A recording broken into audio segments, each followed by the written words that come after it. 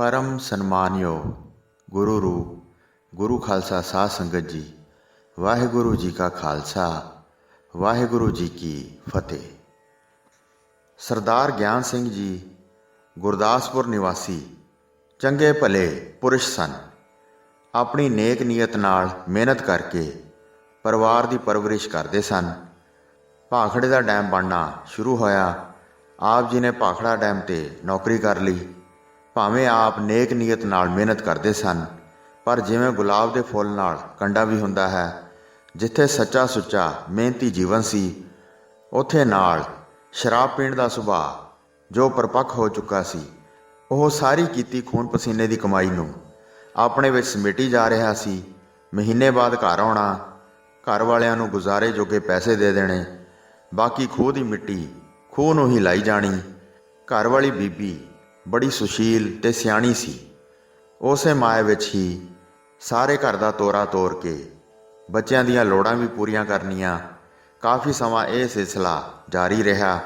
समा लंघदा गया, डैम का काम भी समाप्त होने ते आ गया। सरदार ਗਿਆਨ ਸਿੰਘ जी काम छड्ड के मुड़ गुरदासपुर आ गए ते अपना वैल्डिंग का काम शुरू कर लिया। गाहक भी आउंदे सी, काम भी चलदा सी।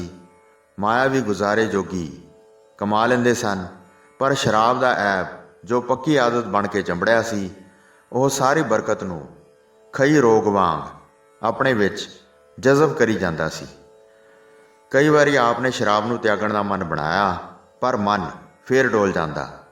एक प्रेमी ने आप नूं कहा कि ਗਿਆਨ ਸਿੰਘਾ, तू काम भी इन्ना करदा है, गाहक भी काफ़ी आउंदे हन, पर तेरे घर का हाल उत्थे दा उत्थे ही है। कोई चंगा मकान बना लै, बच्चे जवान होने वाले हैं, इन्हां दे कार विहार भी करने हैं, पर ना तो तू नौकरी समय ते ना हुण ही घर विच कोई इट लाई है। पहले वाले बाले शतीरां दी रिपेयर तक ही सीमित ना रख।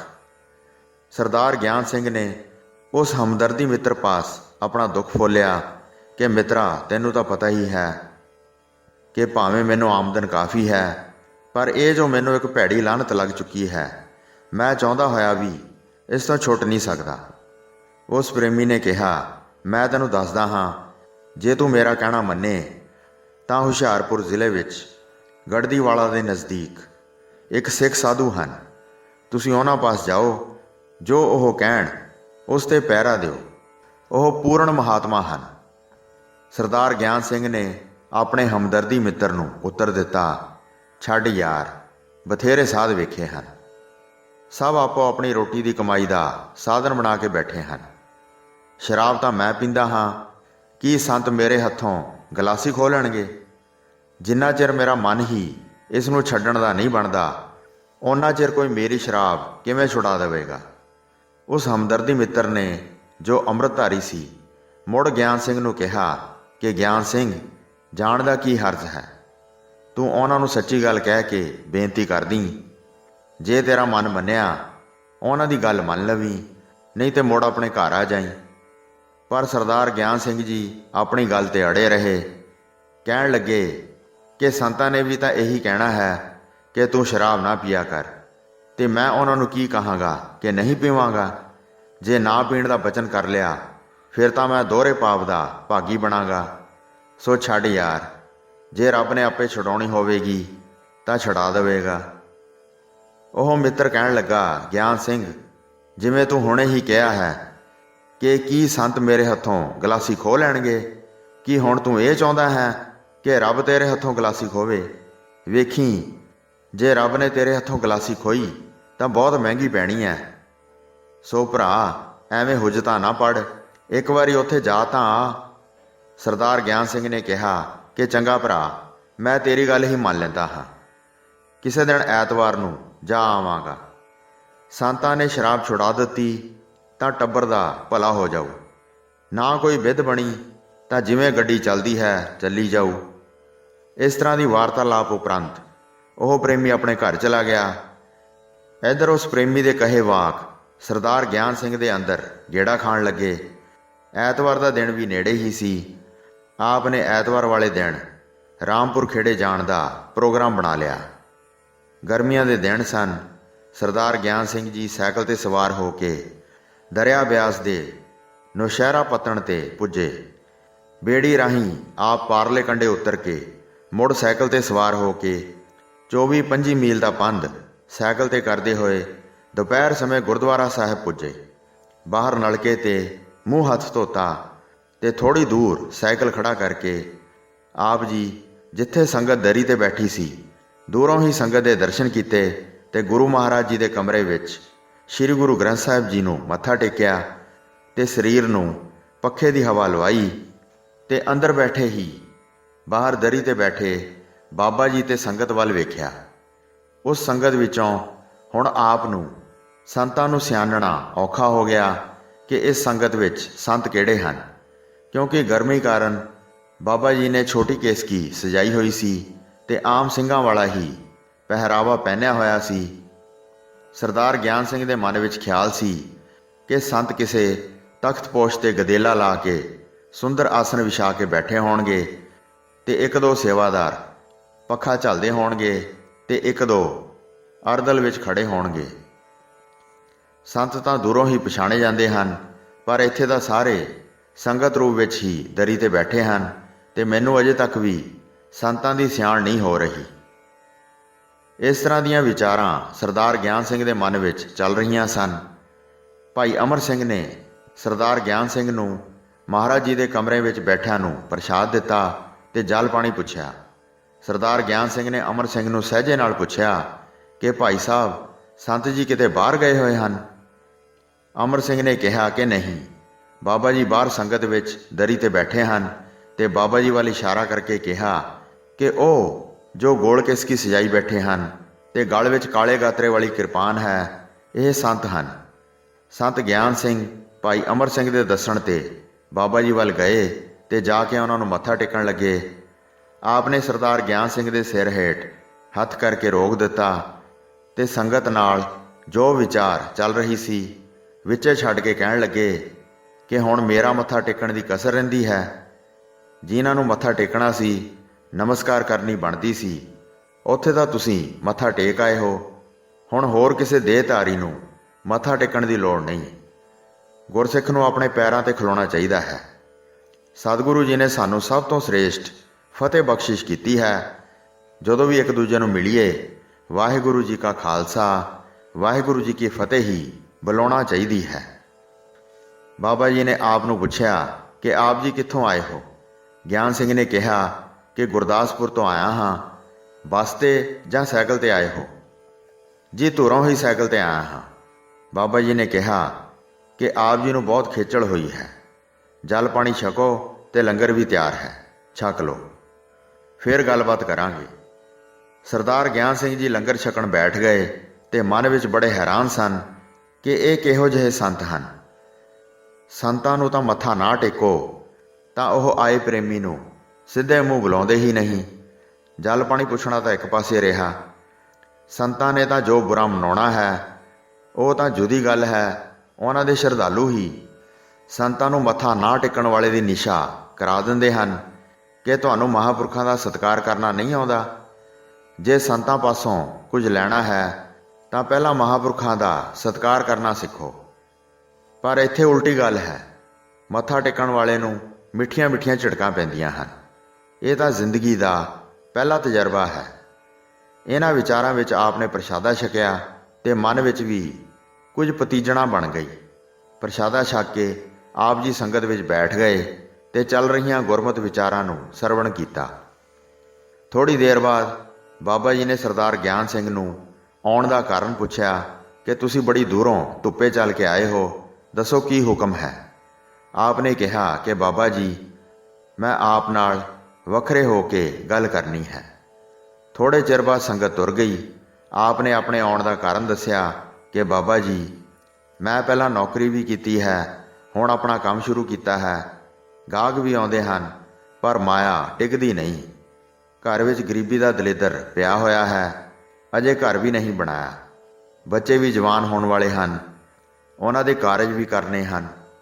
ਬਾਬਾ ਜੀ ਨੇ ਗਿਆਨ ਸਿੰਘ ਜੀ ਦੀ ਗੱਲ ਬੜੇ ਗੌਰ ਨਾਲ ਸੁਣੀ। ਥੋੜ੍ਹਾ ਚਿਰ ਚੁੱਪ ਰਹਿ ਕੇ ਬਚਨ ਕੀਤਾ, ਸਰਦਾਰ ਜੀ, ਤੁਹਾਡਾ ਨਾਂ ਕੀ ਹੈ? ਜੀ ਗਿਆਨ ਸਿੰਘ।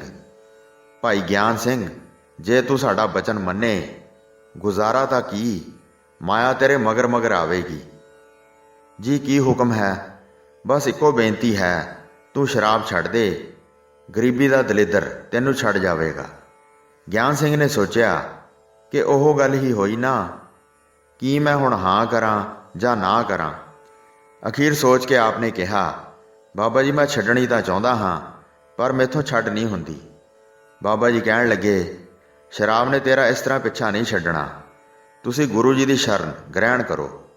ਸ਼ਰਨ ਗ੍ਰਹਿਣ ਕਰਨ ਤੋਂ ਪਹਿਲਾਂ ਹਰ ਰੋਜ਼ ਸਵੇਰੇ ਜਪਜੀ ਸਾਹਿਬ, ਸ਼ਾਮ ਨੂੰ ਰਹਿਰਾਸ ਸਾਹਿਬ ਦਾ ਪਾਠ ਕਰਿਆ ਕਰੋ, ਅਤੇ ਜਦੋਂ ਇਹ ਨਿਯਮ ਪੱਕ ਜਾਵੇ ਫਿਰ ਪੂਰਾ ਨਿਤਨੇਮ ਸ਼ੁਰੂ ਕਰ ਦਿਓ। ਅਤੇ ਅੱਜ ਤੋਂ ਹੀ ਇਹ ਪ੍ਰਣ ਕਰ ਲਓ ਅਤੇ ਹਰ ਰੋਜ਼ ਗੁਰਦੁਆਰੇ ਜਾ ਕੇ ਗੁਰੂ ਮਹਾਰਾਜ ਸ੍ਰੀ ਗੁਰੂ ਗ੍ਰੰਥ ਸਾਹਿਬ ਜੀ ਅੱਗੇ ਜਾ ਕੇ ਅਰਦਾਸ ਕਰਿਆ ਕਰੋ ਕਿ ਸਤਿਗੁਰੂ ਜੀ ਇਸ ਲਾਹਨਤ ਤੋਂ ਮੇਰਾ ਪਿੱਛਾ ਛੁਡਾਓ। ਜਦੋਂ ਆਪਣਾ ਬਲ ਕੁਝ ਨਾ ਸਾਰੇ, ਉਦੋਂ ਸਤਿਗੁਰੂ ਜੀ ਦੀ ਓਟ ਆਸਰਾ ਲਿਆਂ ਸਾਰੇ ਕਾਰਜ ਰਾਸ ਹੋ ਜਾਂਦੇ ਹਨ। ਸੋ ਤਕੜੇ ਹੋਵੋ, ਅੱਜ ਤੋਂ ਹੀ ਪ੍ਰਣ ਕਰਕੇ ਜਾਓ ਕਿ ਇਸ ਦੇ ਨੇੜੇ ਨਹੀਂ ਜਾਣਾ। ਸਰਦਾਰ ਗਿਆਨ ਸਿੰਘ ਜੀ ਸੁਣੀ ਗਏ ਅਤੇ ਬਾਅਦ ਵਿੱਚ ਪੁੱਛਿਆ ਕਿ ਬਾਬਾ ਜੀ ਸ਼ਰਨ ਕਿਸ ਤਰ੍ਹਾਂ ਗ੍ਰਹਿਣ ਕਰਨੀ ਹੈ। ਤਾਂ ਆਪ ਨੇ ਦੱਸਿਆ ਕਿ ਜਦੋਂ ਤੁਸੀਂ 7 ਬਾਣੀਆਂ ਦਾ ਨਿਤਨੇਮ ਕਰਨ ਲੱਗ ਪਏ ਅਤੇ ਸ਼ਰਾਬ ਛੱਡ ਦਿੱਤੀ, ਫਿਰ ਅੰਮ੍ਰਿਤ ਛਕ ਲੈਣਾ। ਇਹ ਹੀ ਗੁਰੂ ਜੀ ਦੀ ਸ਼ਰਨ ਗ੍ਰਹਿਣ ਕਰਨ ਦਾ ਤਰੀਕਾ ਹੈ। ਗਿਆਨ ਸਿੰਘ ਜੀ ਸੁਣ ਕੇ ਚੁੱਪ ਕਰ ਗਏ ਅਤੇ ਮਨ ਵਿੱਚ ਸੋਚਣ ਲੱਗੇ ਕਿ ਸ਼ਰਾਬ ਛੱਡਣ ਪਿੱਛੋਂ ਹੋਰ ਬੰਧਨ ਵਿੱਚ ਪੈਣਾ ਪਵੇਗਾ, ਹਰ ਰੋਜ਼ ਨਿਤਨੇਮ ਕਰਨਾ ਪਵੇਗਾ, ਰਹਿਤਾਂ ਰੱਖਣੀਆਂ ਪੈਣਗੀਆਂ। ਇਹ ਤਾਂ ਲੰਬਾ ਤਰੀਕਾ ਹੈ। ਇਹਨਾਂ ਵਿਚਾਰਾਂ ਵਿੱਚ ਪਏ ਹੀ ਆਪ ਨੇ ਪੁੱਛਿਆ ਕਿ ਬਾਬਾ ਜੀ ਕੀ ਅੰਮ੍ਰਿਤ ਛਕੇ ਤੋਂ ਬਿਨਾਂ ਨਹੀਂ ਸਰੇਗਾ? ਤੁਹਾਡੇ ਕਹਿਣ ਮੁਤਾਬਕ ਮੈਂ ਨਿਤਨੇਮ ਕਰ ਲਿਆ ਕਰਾਂਗਾ ਅਤੇ ਸ਼ਰਾਬ ਛੱਡਣ ਦਾ ਵੀ ਯਤਨ ਕਰਾਂਗਾ। ਆਪ ਜੀ ਜਲਾਲ ਵਿੱਚ ਆਏ ਅਤੇ ਕਹਿਣ ਲੱਗੇ, ਗਿਆਨ ਸਿੰਘਾ, ਅਸੀਂ ਤੇਰੇ ਲੋਕ ਪਰਲੋਕ ਸਵਾਰਨਾ ਚਾਹੁੰਦੇ ਹਾਂ। ਸ਼ਰਾਬ ਛੱਡਣ ਅਤੇ ਬਾਣੀ ਪੜ੍ਹਨ ਨਾਲ ਇੱਥੇ ਕਾਰੋਬਾਰ ਵਿੱਚ ਤਾਂ ਬਰਕਤ ਪੈ ਜਾਏਗੀ, ਪਰ ਫਿਰ ਇੱਥੇ ਕਿੰਨਾ ਕੁ ਚਿਰ ਇਸ ਮਾਇਆ ਤੋਂ ਸੁੱਖ ਲਈ ਜਾਵੇਂਗਾ। ਸਭਨਾਂ ਨੇ ਅੱਗੇ ਜਾਣਾ ਹੈ। ਜੇ ਅਸੀਂ ਕਿਸੇ ਦੇ ਹੋ ਕੇ ਇੱਥੇ ਜਾਵਾਂਗੇ, ਉਹ ਸਾਡੀ ਸਾਰ ਹੀ ਲਵੇਗਾ, ਅਤੇ ਜੇ ਆਪਾਂ ਨਿਗੋਰੇ ਹੀ ਚਲੇ ਗਏ, ਸਤਿਗੁਰਾਂ ਨੇ ਤਾਂ ਨਿਗੋਰੇ ਦਾ ਨਾਂ ਵੀ ਮਾੜਾ ਲਿਖਿਆ ਹੈ। ਆਪਾਂ ਸਮਝੀਏ ਜਾਂ ਨਾ ਸਮਝੀਏ, ਸਤਿਗੁਰੂ ਜੀ ਨੇ ਤਾਂ ਸਾਨੂੰ ਸਮਝਾਉਣ ਦੀ ਕੋਈ ਕਸਰ ਨਹੀਂ ਛੱਡੀ। ਸਤਿਗੁਰੂ ਜੀ ਇਸ ਤੋਂ ਵੱਧ ਸਾਨੂੰ ਹੋਰ ਕੀ ਕਹਿ ਸਕਦੇ ਹਨ। ਸੋ ਜਦੋਂ ਤੁਸੀਂ ਇਸ ਰਸਤੇ ਦੇ ਧਾਰਨੀ ਬਣ ਗਏ, ਗੁਰੂ ਮਿਹਰ ਨਾਲ ਇਸ ਰਸਤੇ ਦਾ ਰੰਗ ਹੀ ਵੱਖਰਾ ਹੈ। ਗੁਰੂ ਦੀ ਸ਼ਰਨ ਆਇਆ ਤਾਂ ਪਾਪਾਂ ਨਾਲ ਸੜ ਬਲ ਕੇ ਮਨੂਰ ਹੋਇਆ ਮਨ ਵੀ ਸੋਨਾ ਬਣ ਜਾਂਦਾ ਹੈ। ਇਹ ਸਭ ਗੁਰੂ ਸ਼ਰਨ ਵਿੱਚ ਆ ਕੇ ਨਾਮ ਅੰਮ੍ਰਿਤ ਪ੍ਰਾਪਤ ਕਰਨ ਨਾਲ ਫਲ ਪ੍ਰਾਪਤ ਹੁੰਦੇ ਹਨ। ਜਿਨ੍ਹਾਂ ਨੂੰ ਗੁਰੂ ਦੀ ਸਾਰ ਲੱਗੀ ਹੈ, ਜਿਨ੍ਹਾਂ ਨੂੰ ਸੋਝੀ ਹੋ ਆਈ ਹੈ ਕਿ ਗੁਰੂ ਦੀ ਸ਼ਰਨ ਆਉਣ ਨਾਲ ਕੀ ਕੁਝ ਮਿਲ ਸਕਦਾ ਹੈ, ਉਹਨਾਂ ਦੀ ਬਾਣੀ ਪੜ੍ਹ ਲਵੋ, ਕਿਵੇਂ ਪੁਕਾਰ ਪੁਕਾਰ ਕੇ ਕਹਿੰਦੇ ਹਨ। ਸੋ ਗਿਆਨ ਸਿੰਘ ਜੀ, ਐਵੇਂ ਮਨ ਦੀ ਉਧੇੜ ਬੁਣ ਵਿੱਚ ਨਾ ਪਵੋ, ਕਿਉਂਕਿ ਮਨ ਸੀਮਤ ਸੋਝੀ ਵਾਲਾ ਹੈ। ਗੁਰੂ ਦੀ ਅਗਵਾਈ ਨੂੰ ਆਪਣਾ ਜੀਵਨ ਆਧਾਰ ਬਣਾਓ। ਤੁਸੀਂ ਐਡੀ ਦੂਰੋਂ ਚੱਲ ਕੇ ਵੀ ਆਏ ਹੋ, ਜੇ ਕੋਈ ਮਾੜੀ ਗੱਲ ਛੱਡੀ ਨਾ ਅਤੇ ਚੰਗੀ ਗ੍ਰਹਿਣ ਨਾ ਕੀਤੀ, ਫਿਰ ਤਾਂ ਸਵਾਏ ਪੈਂਡਾ ਮਾਰਨ ਤੋਂ ਕੁਝ ਵੀ ਪੱਲੇ ਨਾ ਪਿਆ। ਸੋ ਤਕੜੇ ਹੋਵੋ, ਤੁਹਾਡੇ ਤਕੜੇ ਹੋਣ ਦੀ ਲੋੜ ਹੈ। ਸਹਾਇਤਾ ਤਾਂ ਗੁਰੂ ਨੇ ਕਰਨੀ ਹੈ। ਬਾਬਾ ਜੀ ਦੇ ਪ੍ਰੇਮ ਭਰੇ ਕਮਾਈ ਵਾਲੇ ਬਚਨ ਸੁਣ ਕੇ ਗਿਆਨ ਸਿੰਘ ਜੀ ਨੇ ਹਾਂ ਕਰ ਦਿੱਤੀ। ਰਾਤ ਰਹੇ ਤੇ ਸ਼ਾਮ ਸਵੇਰ ਦੇ ਨਿਤਨੇਮ ਵਿੱਚ ਹਾਜ਼ਰੀ ਭਰੀ ਅਤੇ ਸੰਗਤ ਦਾ ਹੋਰ ਲਾਹਾ ਲੈ ਕੇ ਮੁੜ ਸਵਖਤੇ ਹੀ ਆਪਣੇ ਵਤਨਾਂ ਨੂੰ ਪਰਤ ਗਏ।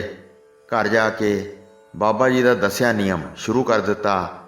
ਜਦੋਂ ਸ਼ਾਮ ਪਵੇ, ਮਨ ਵਿੱਚ ਥੋੜ੍ਹੀ ਢਹਿੰਦੀ ਕਲਾ ਆਵੇ, ਪਰ ਫਿਰ ਬਾਬਾ ਜੀ ਦੇ ਬਚਨ ਯਾਦ ਆਉਣ ਕਿ ਤੂੰ ਸ਼ਰਾਬ ਛੱਡ ਦੇ, ਗਰੀਬੀ ਦਾ ਦਲਿੱਦਰ ਤੈਨੂੰ ਛੱਡ ਜਾਵੇਗਾ। ਜੇ ਮੈਂ ਘਰ ਸ਼ਰਾਬ ਰੱਖਾਂ ਅਤੇ ਪੀਵਾਂ, ਫਿਰ ਬਾਬਾ ਜੀ ਦੇ ਬਚਨ ਅਨੁਸਾਰ ਗਰੀਬੀ ਦੂਰ ਨਹੀਂ ਹੋਣੀ।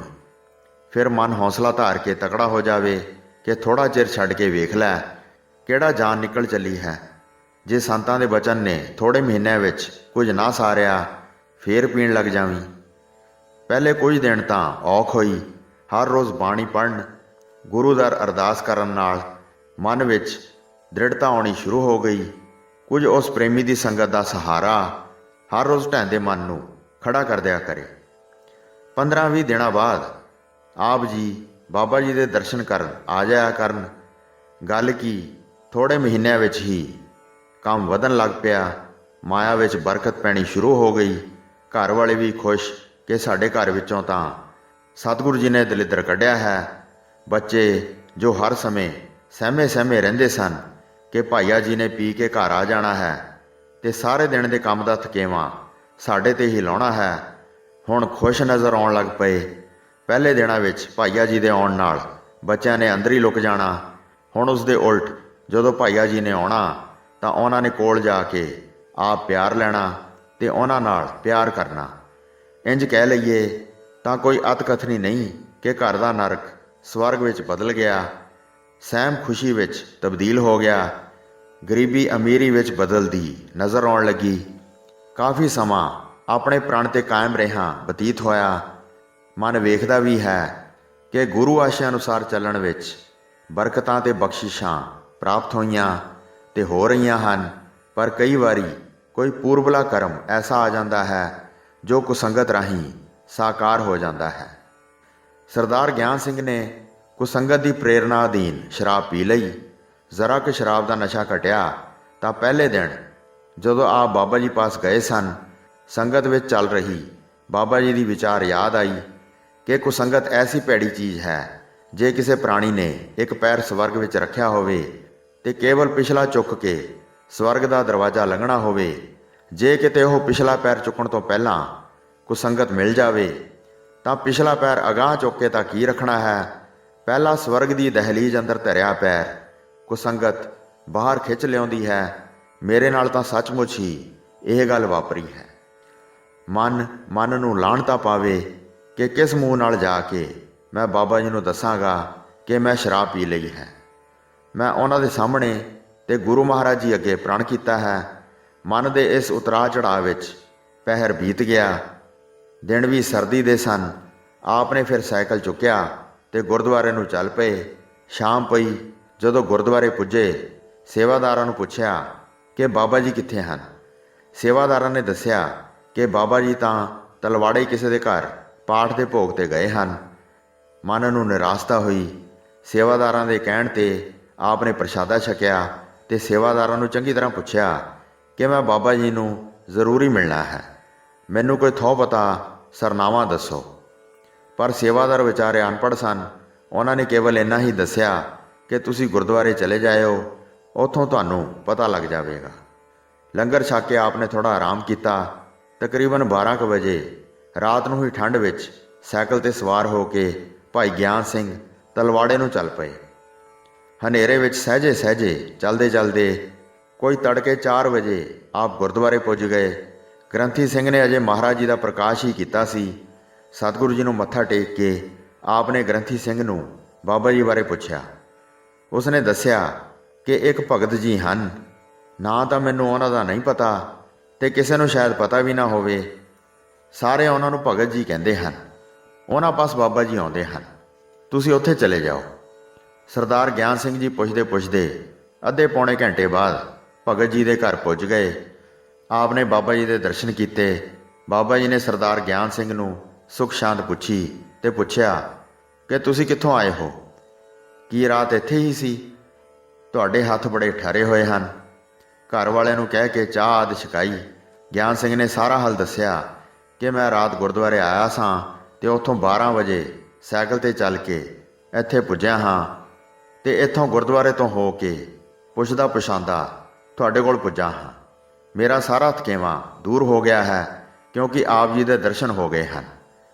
ਬਾਬਾ ਜੀ ਨੇ ਕਿਹਾ ਕਿ ਸਾਡਾ ਨਿਤਨੇਮ ਅਜੇ ਰਹਿੰਦਾ ਹੈ, ਉਸ ਨੂੰ ਪੂਰਾ ਕਰ ਲਈਏ, ਫਿਰ ਬਾਕੀ ਗੱਲਬਾਤ ਕਰਾਂਗੇ। ਆਪ ਨੇ ਨਿਤਨੇਮ ਪੂਰਾ ਕੀਤਾ। ਨਿਤਨੇਮ ਉਪਰੰਤ ਆਪ ਨੇ ਸਹਿਜ ਨਾਲ ਹੀ ਗਿਆਨ ਸਿੰਘ ਨੂੰ ਪੁੱਛਿਆ, ਗਿਆਨ ਸਿੰਘਾ, ਆਪਣੇ ਬਚਨ 'ਤੇ ਕਾਇਮ ਨਹੀਂ ਨਾ ਰਿਹਾ? ਗਲਤੀ ਕਰ ਲਈ ਨਾ? ਗਿਆਨ ਸਿੰਘ ਨੇ ਹੱਥ ਜੋੜ ਕੇ ਕਿਹਾ, ਬਾਬਾ ਜੀ ਮਾੜੀ ਸੰਗਤ ਨੇ ਗਲਤੀ ਕਰਵਾ ਦਿੱਤੀ ਹੈ। ਮੈਂ ਚਾਹੁੰਦਾ ਤਾਂ ਨਹੀਂ ਸੀ। ਜਿਸ ਦਿਨ ਦੀ ਛੱਡੀ ਸੀ ਬੜਾ ਆਨੰਦ ਬਣਿਆ ਰਿਹਾ। ਮਾਇਆ ਵਿੱਚ ਵੀ ਵਾਧਾ ਹੋਣ ਲੱਗ ਪਿਆ ਸੀ। ਘਰ ਵਾਲੇ ਵੀ ਸਾਰੇ ਖੁਸ਼ ਸਨ। ਮੇਰਾ ਸਰੀਰ ਵੀ ਅੱਗੇ ਨਾਲੋਂ ਠੀਕ ਸੀ। ਆਪ ਜੀ ਤਾੜਨਾ ਭਰੇ ਲਹਿਜੇ ਨਾਲ ਕਹਿਣ ਲੱਗੇ, ਜਦ ਸਾਰਾ ਕੁਝ ਠੀਕ ਸੀ ਤਾਂ ਫਿਰ ਕਿਹੜਾ ਵੇਲਣੇ ਵਿੱਚ ਬਾਂਹ ਆਈ ਹੋਈ ਸੀ? ਜਿਸ ਨੂੰ ਛੁਡਾਉਣ ਲਈ ਤੂੰ ਕੀਤਾ ਹੋਇਆ ਪ੍ਰਣ ਭੰਗ ਕੀਤਾ, ਤੇ ਗੁਰੂ ਜੀ ਦੀ ਨਾਰਾਜ਼ਗੀ ਲਈ ਜਿਸ ਨੂੰ ਤੁਸੀਂ ਦੋਸ਼ੀ ਠਹਿਰਾਉਂਦੇ ਹੋ ਕਿ ਉਸਨੇ ਢਾਹ ਕੇ ਤੁਹਾਡੇ ਮੂੰਹ ਵਿੱਚ ਸ਼ਰਾਬ ਪਾ ਦਿੱਤੀ, ਇਹ ਤਾਂ ਤੁਹਾਡੀ ਆਪਣੀ ਕਮਜ਼ੋਰੀ ਹੈ।